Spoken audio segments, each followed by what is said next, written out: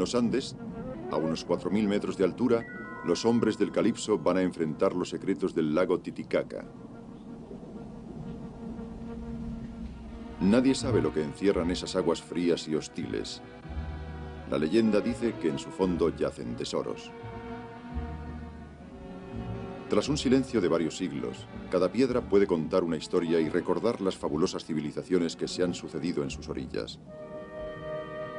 Es un lago misterioso con fondos inexplorados, restos desconocidos, extraños animales.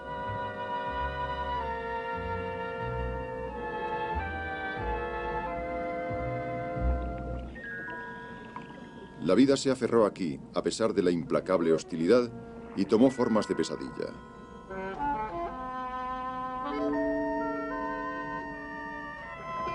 Incluso estos animales de la familia de los sapos tienen su secreto. No los hay mayores en el mundo. Los enigmas y leyendas cubren de embrujo las orillas del lago Titicaca. El mundo submarino.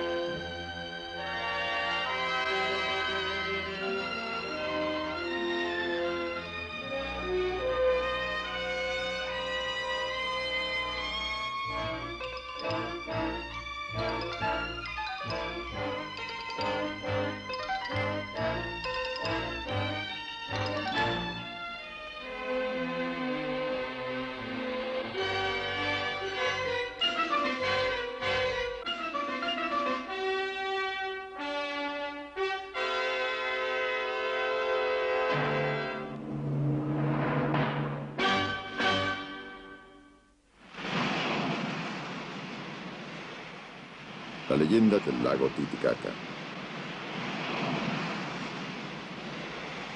Hoy es 14 de agosto. En las agitadas aguas del Pacífico, un equipo de submarinistas explora un profundo arrecife. En la superficie, el Calipso es un juguete de la marea.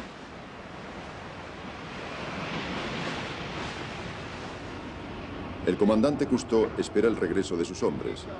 Observa el viento que arrecia y el mar que se encrespa. Bajo el agua la tormenta no se nota.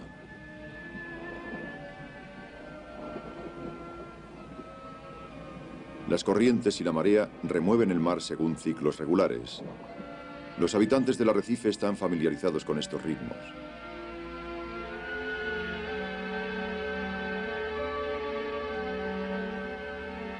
Sé muy bien lo que es la calma en las profundidades. Conozco esa tendencia a olvidar la superficie que tienen los submarinistas. Van de hallazgo en hallazgo a su antojo, sin preocuparse por las inquietudes que crecen arriba.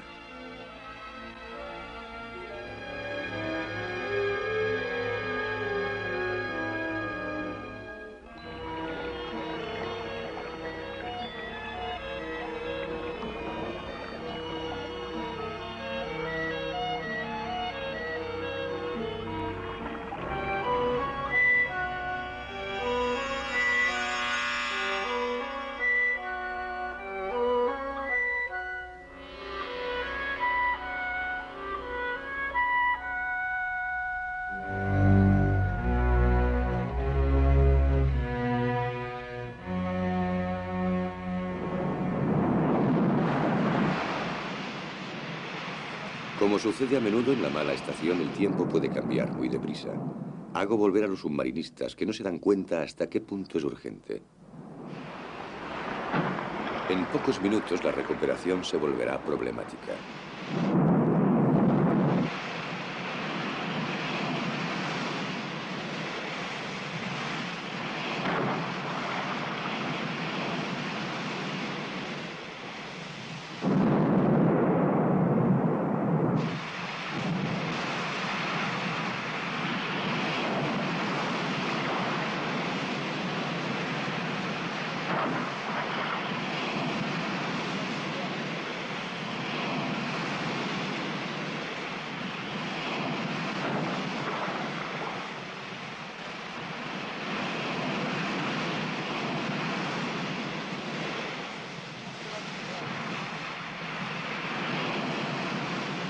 Gran contraste para mis compañeros que ahora se tambalean en el puente del Calipso, zarandeados por el bamboleo.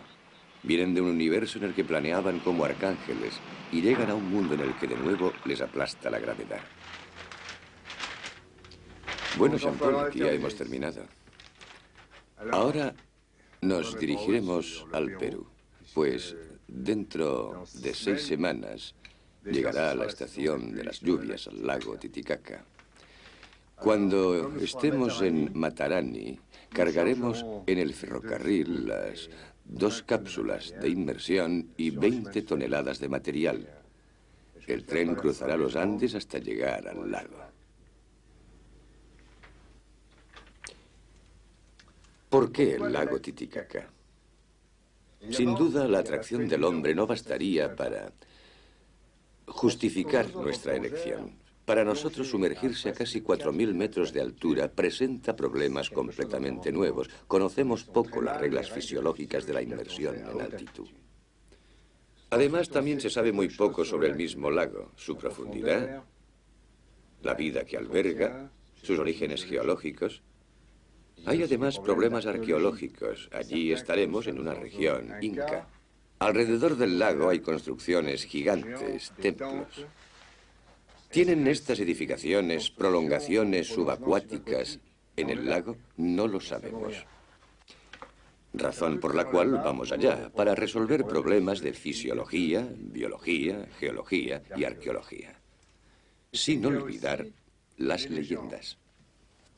Se cuenta que los incas arrojaron al lago, cuando llegaron los españoles, toda clase de tesoros, objetos de oro de gran valor. ¿Quién sabe?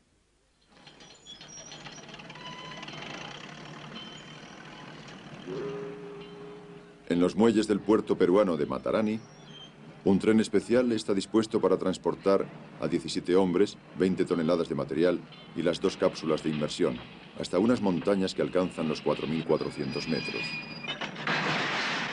La tripulación que queda a bordo es muy limitada. Los demás abandonan el marco familiar del barco impacientes por emprender esta expedición terrestre. Dejamos a Zum a bordo, ya que tememos sus reacciones en un país en el que le acecharían incidentes de todas clases.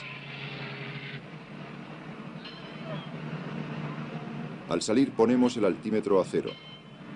Por cada vuelta completa de esfera habremos ascendido 1000 metros. El tren sube por una abrupta pendiente. Salimos de la eterna niebla de la costa pacífica para acceder al sol que ya no nos abandonará. Hace más de 4 siglos que los infatigables españoles de la conquista, empujados por la fiebre del oro, cruzaron estas montañas. Proporcionaron a la corona española un montón de riquezas, pero al precio de indecibles infortunios.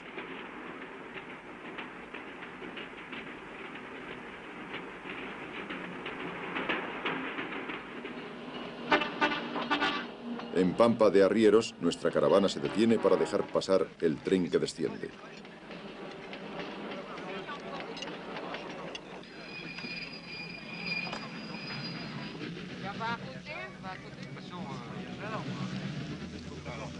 Miramos a los indios aymarás, que a su vez nos miran.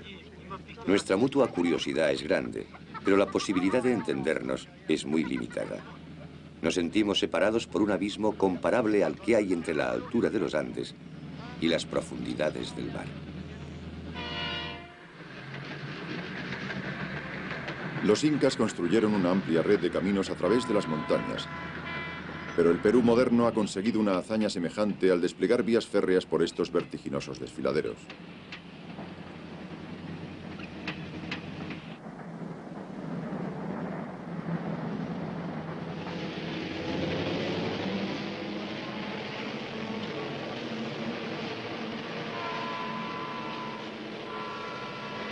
Los submarinistas sienten frío.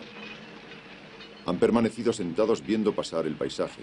Sin embargo, han podido darse cuenta de que gestos sencillos, como caminar o agacharse, provocan vaídos. Aún no están aclimatados a la altura. Crucero Alto, simple estación para maniobras de agujas, es el punto más alto del viaje, 4.476 metros, casi la altura del Mont Blanc. Desde aquí la expedición descenderá algunos centenares de metros hasta el mismo lago, a 3.800 metros.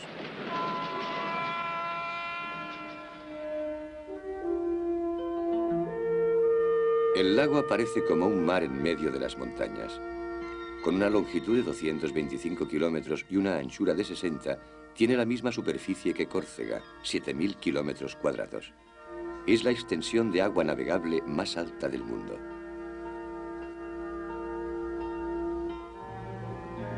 A algunos kilómetros de las orillas del lago, en Tiahuanaco, se levantan las ruinas de una metrópoli religiosa. Los arqueólogos han podido distinguir en esas piedras las huellas de 5 civilizaciones, todas anteriores a los incas. Una gran parte de las obras de arte y de las construcciones que se les atribuye fueron, de hecho, obra de varios pueblos a los que sucedieron. Como los romanos, los incas se encuentran en el primer lugar de la historia, ya que supieron conquistar y organizar sus conquistas. Sin embargo, ninguna de estas civilizaciones precolombinas inventó la menor forma de escritura, y para recordar su pasado solo nos quedan algunas piedras esculpidas, esparcidas por una naturaleza hostil. El lago Titicaca es compartido por Perú y Bolivia. Saliendo del puerto peruano de Puno, en el lago, la expedición se dirige hacia la ciudad de Copacabana, en Bolivia. Será la base de operaciones.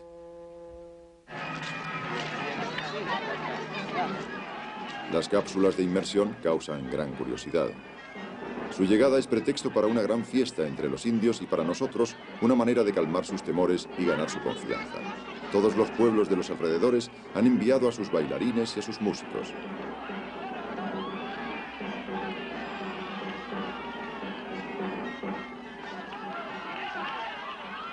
Ritos paganos y ceremonias cristianas se confunden.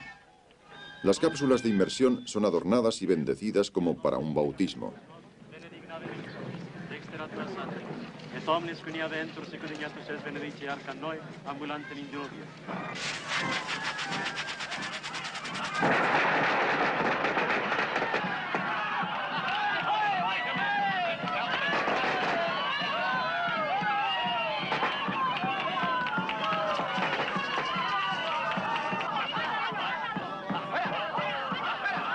Las vestimentas de los indios para esta ceremonia son las que utilizan en las grandes fiestas. Estas constituyen la única alegría de su monótona existencia. Muchos de estos disfraces y máscaras recuerdan a sus antiguos amos españoles. También es la ocasión de cantar, bailar y, sobre todo, beber.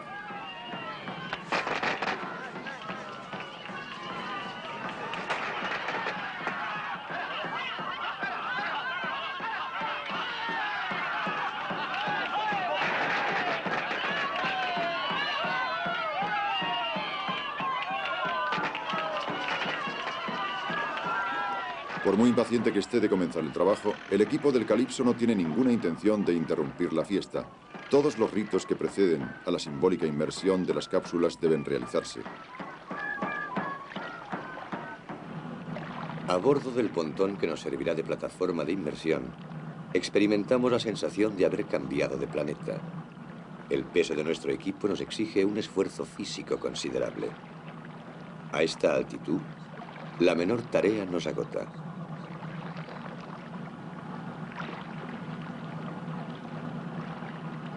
El lago parece inmenso. Nuestros temores con relación a la inmersión en altura no hacen más que crecer.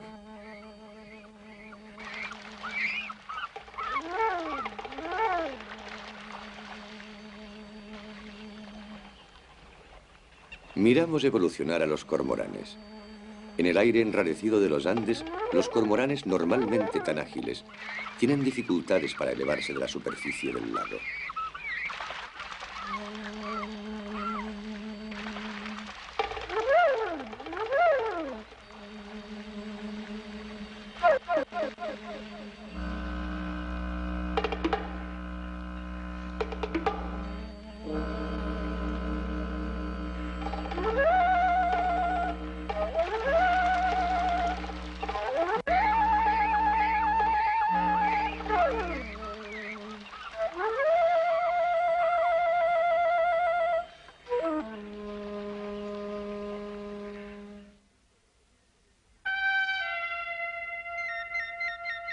En la punta de la península de Copacabana se elevan las islas sagradas del Sol y de la Luna. Es sin duda el mejor lugar para empezar las investigaciones. Aunque la temperatura externa no supera los 10 grados, Cousteau encuentra que los efectos del sol son más intensos en este aire enrarecido. Hoy el sol aprieta, ¿eh? Buen día, ¿eh? El lago Titicaca se encuentra en una hoya excavada por los glaciares. Su nivel ha variado en cada glaciación e incluso en la época histórica. Hoy en día crece lentamente. Es posible que las ruinas en las islas sagradas hayan quedado sumergidas. Cousteau explora la orilla en busca de antiguas construcciones que podrían prolongarse bajo el agua.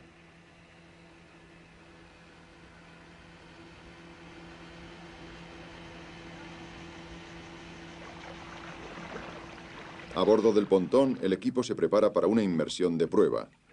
Hay que ver en qué medida la altitud influye en las posibilidades de trabajo en el agua. Incluso el mismo compresor tiene problemas. El aire no suministra suficiente oxígeno al motor. Los pájaros son como el motor, tienen dificultades para arrancar.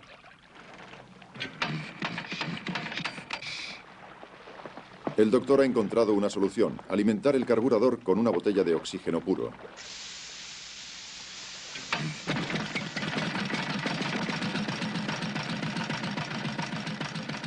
Delmotte y Deloire serán los primeros en sumergirse. Se han vestido lentamente, ya que incluso los gestos familiares de ponerse el equipo se vuelven aquí muy penosos. Para que un hombre trabaje con eficacia a esta altura, es necesario que la cantidad de glóbulos rojos aumente, lo que requiere algunas semanas, pero además que el tamaño de los pulmones y el metabolismo se modifiquen. El cuerpo humano no se adapta completamente a semejantes condiciones, sino al cabo de al menos 3 generaciones. Queremos filmar esta inmersión inicial para controlar las reacciones de los submarinistas. Incluso tememos que nuestros amigos pierdan el conocimiento, agotados por falta de oxígeno. De hecho, la presión que reina bajo el agua les ayuda. En la superficie, la presión atmosférica es aproximadamente la mitad de la que hay a nivel del mar. Los pulmones, en cada inspiración, solo reciben la mitad de su ración normal de oxígeno. A una profundidad de 4,5 metros, el aire proporcionado por el expansor alcanza de nuevo la presión de una atmósfera. La dosis de oxígeno vuelve a ser la habitual. De este modo, mientras descienden lentamente, los submarinistas experimentan un inesperado bienestar. Una inmensa pradera de un verde intenso se extiende en las profundidades hasta el límite de la vista. A esta altura, la atmósfera está muy enrarecida y es muy seca, la luz intensa. Los rayos del sol penetran profundamente en el lago y favorecen la fotosíntesis y, por lo tanto, la vegetación acuática.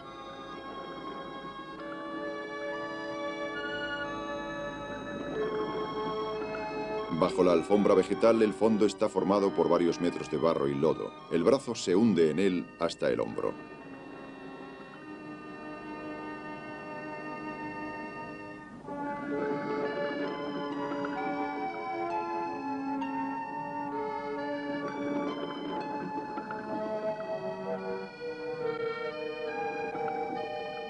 El lago tiene fama de ser rico en peces. Abajo no da en absoluto esa impresión. Los peces no se mueven en bancos apretados. Una vez llegamos a la superficie, estamos de nuevo expuestos al cansancio de la altitud. Investigamos un nuevo terreno, la inmersión en alta montaña. Tiene sus reglas particulares que nuestros fisiologistas definieron teóricamente en Marsella, pero que debemos comprobar en la práctica. Tras una profunda inmersión y para evitar accidentes de descompresión, es necesario marcar tiempos de espera antes de llegar a la superficie. En el mar, estos descansos se hacen a 6 metros y de nuevo a 3 metros de profundidad. Aquí en altura hemos calculado que hay que hacer esos descansos más próximos a la superficie, a 3,60 metros y a 1,80 metros. Gran estreno para la inmersión en altura. Doctor, nuestras tablas de descompresión modificadas para el lago Titicaca, a 3.800 metros de altura, han resultado exactas. El doctor Jacques Tassi somete a los submarinistas a un profundo examen. El trabajo bajo el agua se muestra menos agotador que los esfuerzos en tierra. Sin embargo, por prudencia, el doctor decide reducir nuestro programa de trabajo.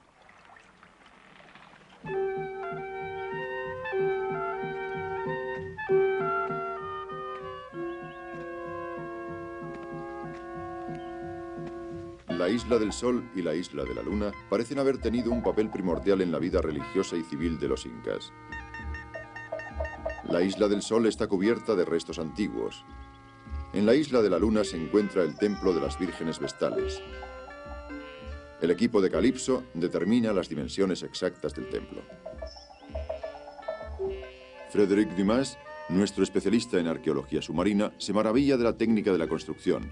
Estos bloques de piedra con múltiples ángulos se encajan con tal precisión que una hoja de afeitar no se puede introducir entre ellos.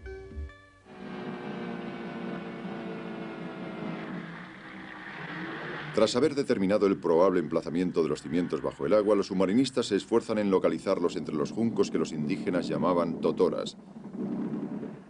La zodia, que evoluciona con creciente dificultad, las cañas se enredan en la hélice.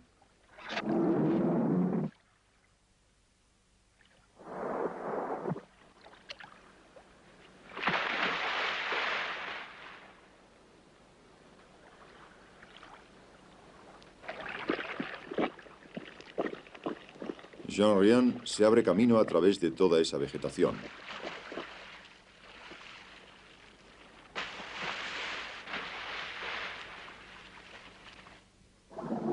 Busca un paso. Avanza trabajosamente por la jungla acuática que amenaza con aprisionarle. La abundancia de totoras proporcionó a los indios el material ideal para el único medio de transporte que conocen. Desde siempre utilizaron piraguas hechas de totoras atadas, cuyo calado es de algunos centímetros y permiten navegar entre las cañas.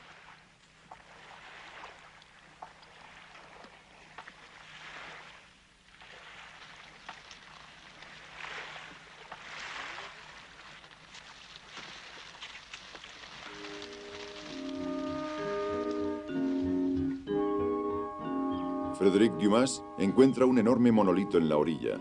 La superficie está carcomida, pero es evidente que esta piedra fue tallada por el hombre.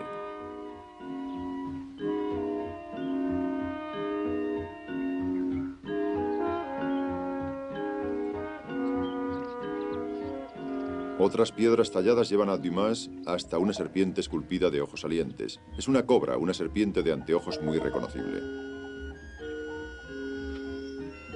¿Qué hace en estas montañas la imagen de esta serpiente de tierras cálidas?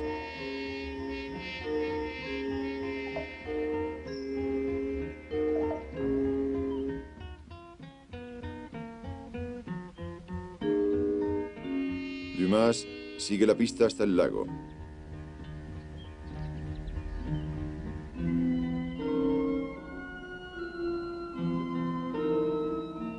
Los muros son la prolongación de las construcciones descubiertas en la orilla. El crecimiento de las aguas los ha sumergido lentamente.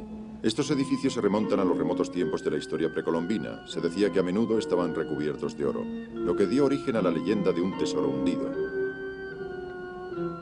Estas pocas piedras disipan para siempre las fábulas que inspiraron.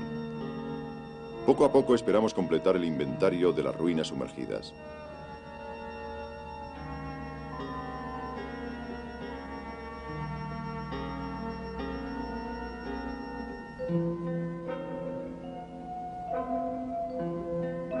Aquí están, por fin, los cimientos o la prolongación de los muros en el lago Titicaca. Quizá estos muros rodeaban antaño el templo del dios Sol. Quizá las risas de las favoritas del Inca resonaron aquí antes de que la llegada de los conquistadores apagara su alegría. Quizá también bajo las rocas y el barro duermen los secretos que quedan por descubrir.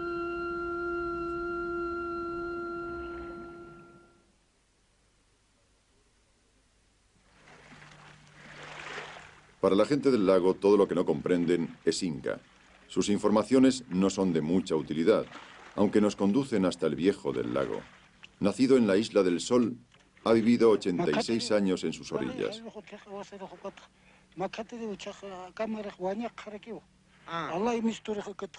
Mientras masca hojas de coca, nos habla de un túnel que unía el lago con Cuzco, la antigua capital de los incas. Un túnel tanto bajo el lago como bajo tierra y que tendría una longitud de 320 kilómetros. Ya nos habían contado esto. También nos dijeron que existía una cadena de oro de 10 o 15 kilómetros de largo que unía bajo el agua la isla del Sol y la isla de la Luna. ¿Qué puede haber de cierto en ello?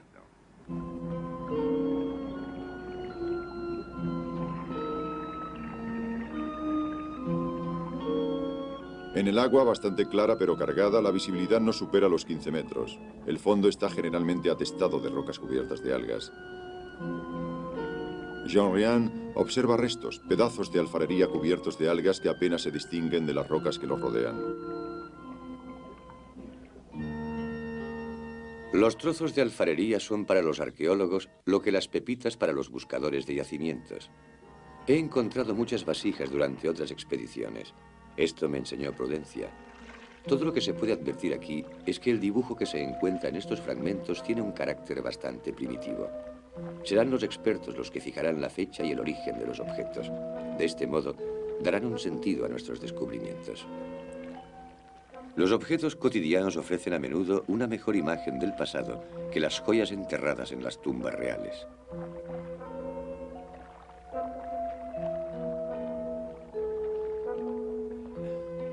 Pesa bastante. Más que las otras. Nuestras exploraciones se multiplican y observamos en primer lugar la escasez de peces. Ahora bien, no hay duda de que los peces son el principal alimento de las tradicionales poblaciones del lago como los urus y los aymarás. El submarinista Ryan se acerca a una de las ciudades flotantes de los indios urus. Son los descendientes bastardos del pueblo del lago, los últimos supervivientes de los primeros habitantes del altiplano andino. Hoy son poco más de 200. Aunque viven sobre el agua, le tienen miedo. También creen que aquel que cae en ella muere enseguida.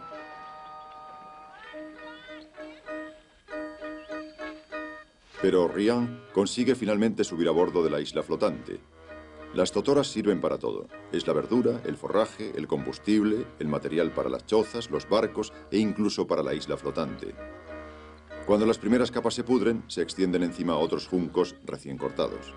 A veces sucede que los hogares prenden fuego a las cañas secas. Entonces los pobladores se amontonan en las piraguas y esperan que el incendio se apague.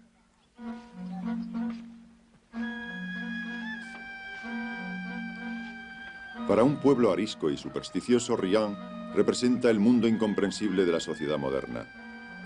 Hasta ahora los indios urus no querían que se les fotografiara, pues según una creencia extendida entre muchos pueblos, el aparato fotográfico arrebata el alma al mismo tiempo que toma la imagen.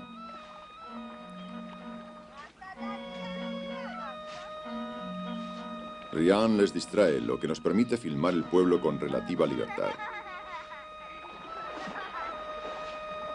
Los cormoranes son muy numerosos en el pueblo. En otros países se utilizan para pescar. Los urus los crían como pollos para comérselos. Ryan hace un descubrimiento significativo mientras se pasea por el pueblo. Ve objetos de cerámica idénticos a los encontrados en el lago.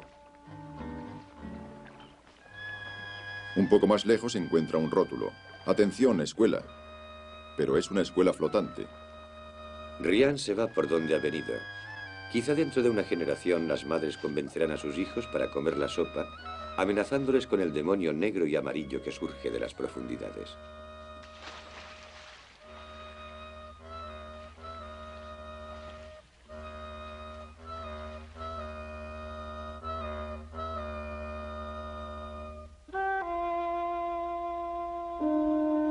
Una tras otra, las civilizaciones florecieron aquí antes de desaparecer. Dejaron muchos enigmas.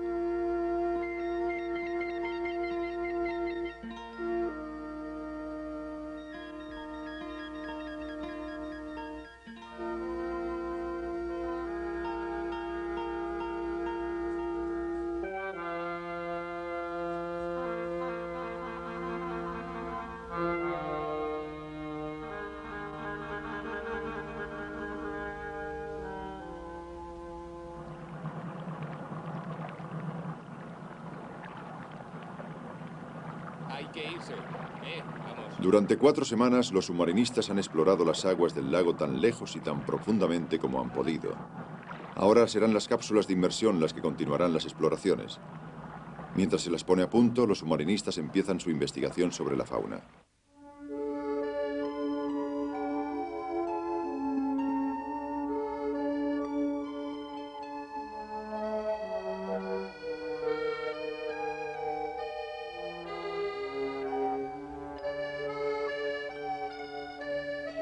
Las tormentas son frecuentes en el lago.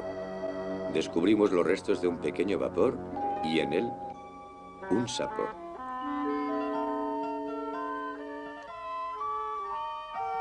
Aquí, incluso los animales tienen su misterio. Estos viven como las ranas y se asemejan a los sapos. Los hemos encontrado por todas partes en el agua, nunca en la superficie. Al aire libre, se asfixian.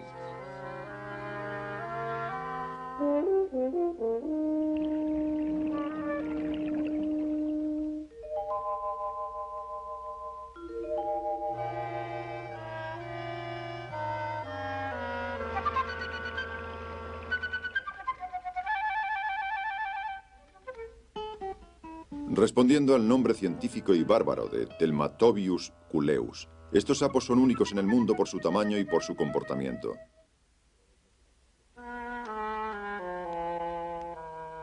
Todos los demás sapos deben respirar en la superficie. Entre los Telmatobius, los pulmones atrofiados son inutilizables. Como no poseen las branquias de los peces, respiran a través de los pliegues de la piel que forman un verdadero manto. Los minúsculos capilares que cubren la superficie de sus cuerpos extraen el oxígeno directamente del agua.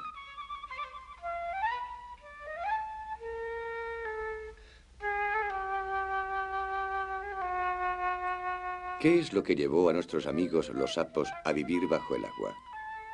Sin duda, el aire enrarecido de los Andes, que no les proporcionaba suficiente oxígeno. Mientras su tamaño se incrementaba, sus pulmones se atrofiaban poco a poco, por lo que comenzaron a respirar por la piel. Los sapos pasan la mayor parte de su existencia posados en el fondo del lago. Sumergidos y mudos para siempre, no croan. Los submarinistas del Calipso tuvieron la suerte de sorprender su danza amorosa.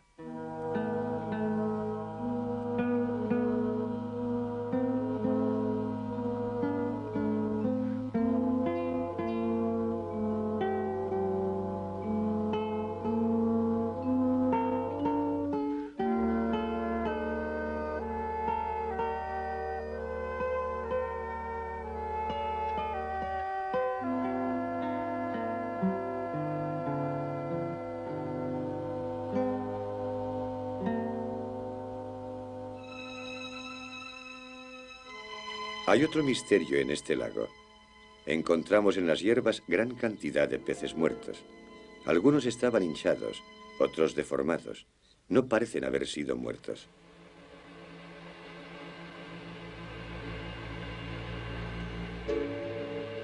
Los sapos se alimentan sobre todo de insectos acuáticos y de pequeños moluscos.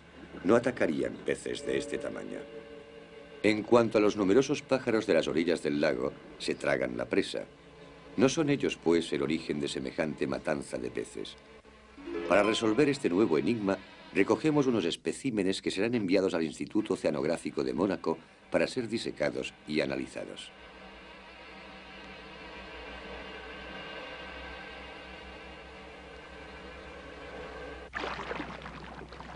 Sea cual sea la causa de la muerte de estos peces, el equilibrio biológico de todo el lago y la vida de los indios pescadores se verán comprometidos si no se pone fin a esta hecatombe.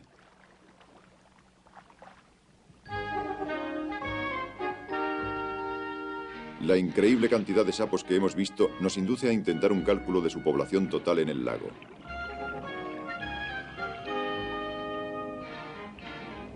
Dado que no hemos encontrado un solo lugar sin sapos, basta para tener una idea muy aproximada de su número total con contarlos en un cierto perímetro. Un equipo delimita con boyas y cintas una zona de 1000 metros cuadrados.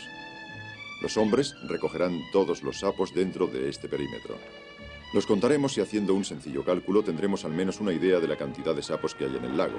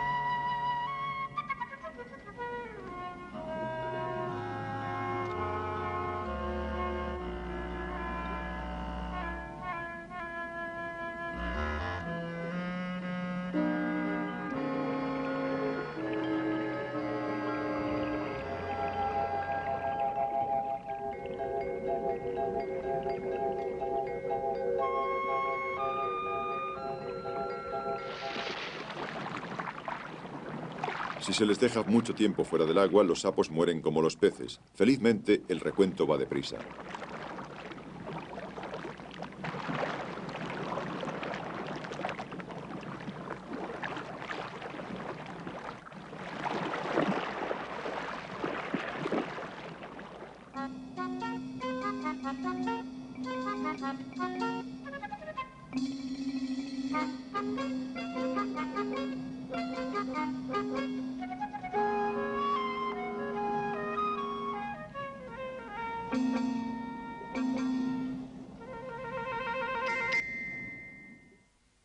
No, ese no.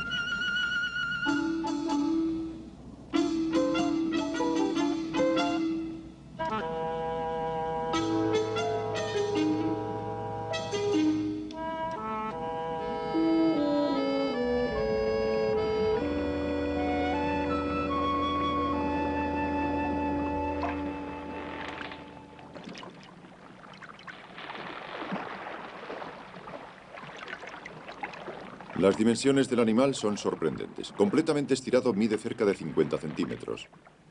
Las ancas son casi 2 veces más largas que el cuerpo. El sapo puede alcanzar 1 kilo.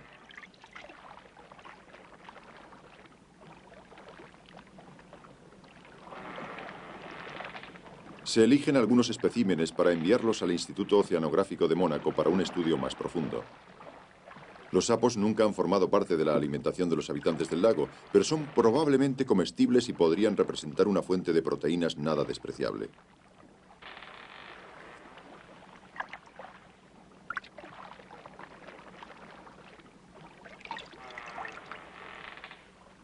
Cada sapo ostenta señales distintivas, dibujos, manchas que difieren y colores que van del amarillo al marrón oscuro. Una vez terminado el recuento, los sapos son puestos en libertad. La población total del lago Titicaca puede estimarse en 1000 millones de sapos.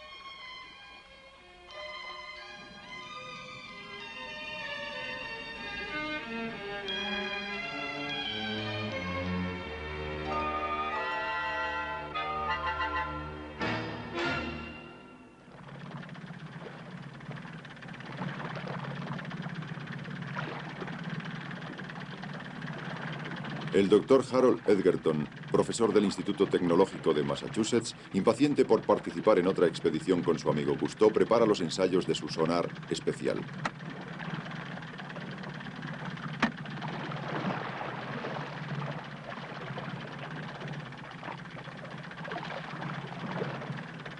Es una sonda perfeccionada cuya señal acústica indica no solo la profundidad, sino también la naturaleza del fondo, lodo, arena o roca.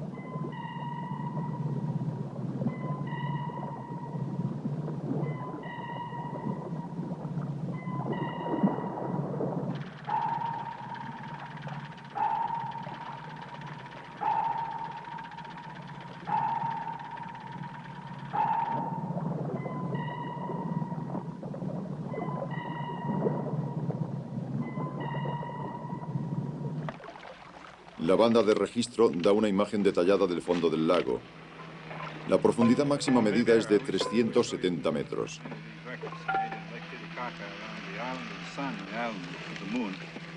One of the most interesting areas has been plotted up on another chart, which shows Sun Island, the main island of Copacabana. El doctor Edgerton comenta con Falcó los gráficos del fondo del lago alrededor de las islas del Sol y de la Luna. La región más interesante ha aparecido en esos perfiles. Entre 2 dorsales rocosas, dice, existe una cuenca de sedimentación a 120 metros de profundidad. Valdría la pena hacer una inmersión allí con las cápsulas. Del fondo plano emergen abruptos acantilados que probablemente sería interesante observar. Además, los eventuales tesoros tirados en el lago tienen muchas posibilidades de haberse reunido en esta llanura.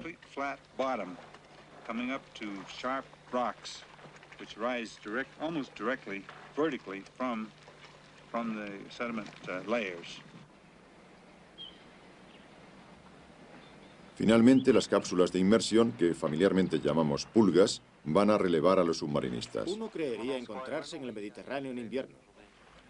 Sí, confieso que tengo dificultades para imaginarme que no estamos en el mar, que se trata de un lago a 3.800 metros de altura y que en agua dulce el empuje de Arquímedes es menor que en el agua del mar. Nuestras cápsulas, que pesan cerca de 2 toneladas en el aire libre, están perfectamente equilibradas para el agua de mar. Pensamos que en agua dulce serán 70 kilos más pesadas. Vamos a añadir flotadores sujetados en la parte superior de las cápsulas.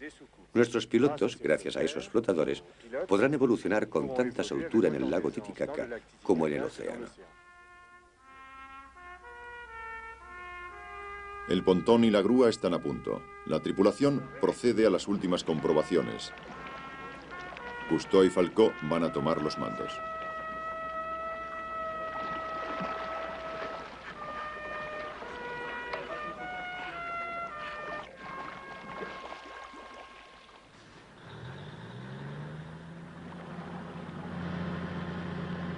¿Cuál es la pregunta? Está todo en orden. Ya podéis bajarlo. Bueno, ¿y tú qué crees? ¿Va todo bien o qué? Sí, perfectamente. Seguid informando. Está bien, haremos lo posible. En el interior, Falcó indica que todo funciona normalmente. La unión telefónica con el puente se desconecta y el último vínculo con la superficie se corta. Todo irá bien, tranquilos, aunque sea en esa altitud. Ahí va.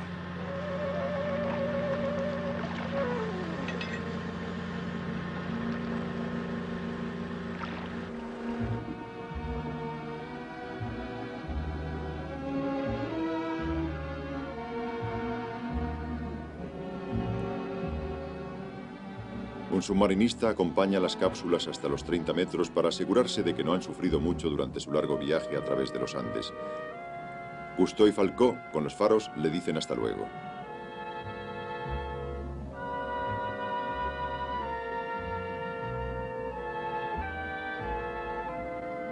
Habíamos calculado exactamente la nueva flotabilidad en el agua dulce y nuestros ingenios se muestran muy manejables a pesar de las modificaciones que han sufrido. Comunico mis impresiones a Falcó y decidimos filmarnos el uno al otro mientras filmamos el fondo del lago. Nos sentimos menos desconcertados en nuestros submarinos miniatura, rodeados de los instrumentos familiares de a bordo, que ante la desolación de los Andes. Las cápsulas, propulsadas y dirigidas por reacción gracias a las toberas orientables, maniobran con precisión. Cada una lleva 2 cámaras para filmar de cerca y de lejos. Estos pequeños submarinos, capaces de descender hasta los 600 metros, abren nuevos terrenos de exploración.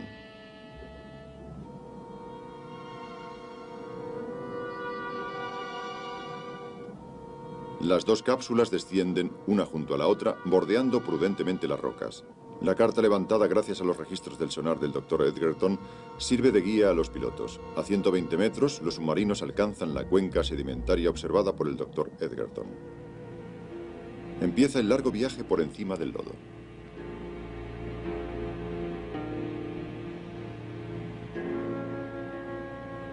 Falcó y yo intercambiamos nuestras impresiones mediante el teléfono sonar. Instintivamente nos referimos sin cesar a nuestras experiencias submarinas. El agua del lago es casi tan clara como el agua de alta mar. El plancton de agua dulce apenas nos parece menos abundante. Los sedimentos acumulados en el fondo del lago tienen, según la estimación de Edgerton, al menos 10 metros de espesor. Falcó y yo experimentamos una gran emoción ante un espectáculo que el hombre jamás ha contemplado. El fondo de este lago ha permanecido hasta ahora más secreto que la superficie de la Luna.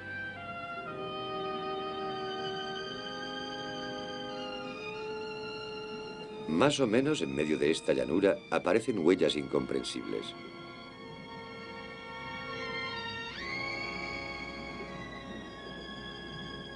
Enseguida, nuestros dos submarinos dan media vuelta para seguir esos zigzags.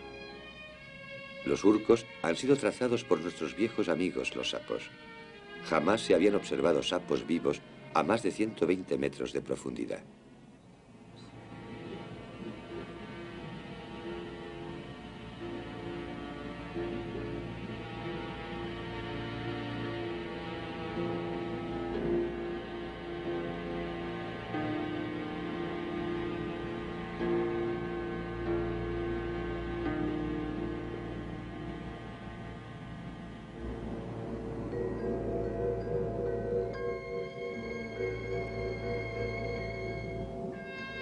Las cápsulas han cruzado esta llanura sedimentaria y acaban de llegar a la arista rocosa observada por el sonar. Es bastante semejante a una columna vertebral gigante. La exploración ha terminado.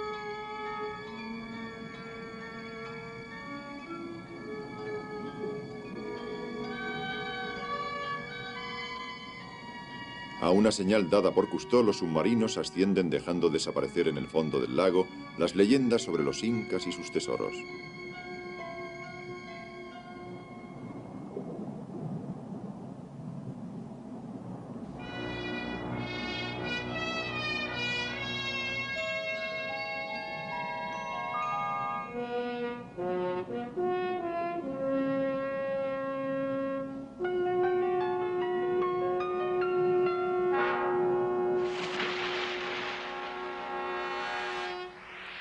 En la superficie, los dos submarinos miniatura resoplan como ballenas, indicando así su posición al pontón.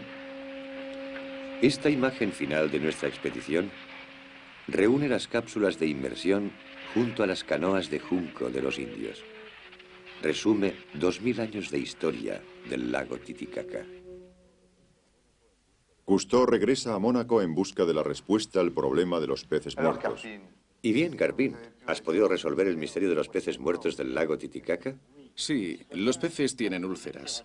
Seguramente se trata de una furonculosis transmitida por las truchas que se han introducido en el lago. ¿Y crees que se logrará salvar la fauna del lago? Eso creo. Se están haciendo investigaciones. Desde ahora, los biólogos se han puesto manos a la obra. Van a intentar detener un mal que dejaría a los sapos y a las truchas como únicos propietarios del lago.